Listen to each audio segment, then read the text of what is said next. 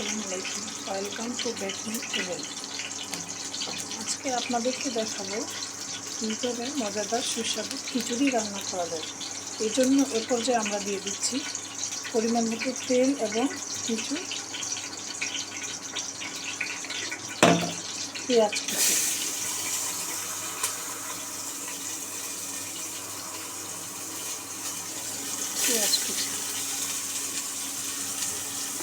এরপরে আমরা দিয়ে দিব আরেকটু পরিমাণ মতো তেল। তেলটা গরম হয়ে গেলে পেঁয়াজটা দেওয়ার পরে পেঁয়াজটাকে ভালো করে ব্রাউন করে ভেজে নেব।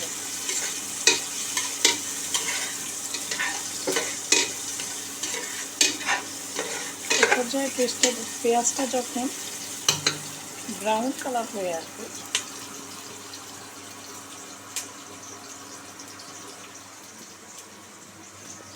ব্রাউন হয়ে আসার পর এ পর্যায়ে আমরা দিয়ে দিব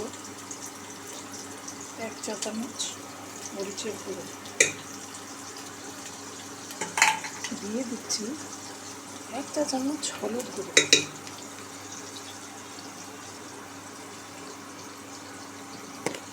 তারপরে আমরা দিয়ে দিচ্ছি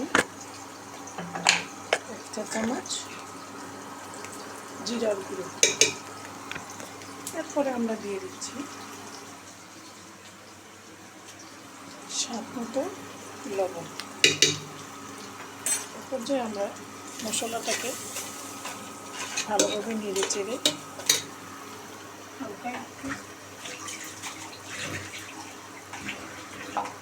পানি অ্যাড করে কষিয়ে নেব।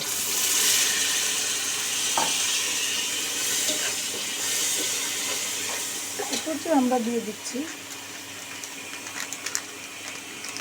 খিচুড়িটাকে মজাদার করার জন্য খিচুড়ি মশলা। এই মশলাটা দেওয়ার পরে কি হবে, আমাদের খিচুড়ি রান্নার স্বাদটা আরও দ্বিগুণ পরিমাণ বেড়ে যাবে। দিয়ে দিচ্ছি স্বাদ মতো খিচুড়ির মশলা, পেঁয়াজ দিয়ে দিচ্ছি। পেঁয়াজের পরিমাণটা যত বাড়িয়ে দেওয়া হবে খিচুড়িটা খেতে ততটাই সুস্বাদু হবে। এ পর্যায়ে আমরা দিয়ে দিচ্ছি আগে থেকে ধুয়ে রাখা হাফ কেজি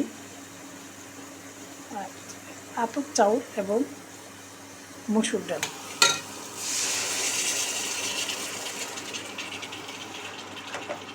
এ পর্যায়ে আমরা চাউলটাকে ভালো করে কষিয়ে নিব। কষানোর জন্য অপেক্ষা করছি 5 মিনিট।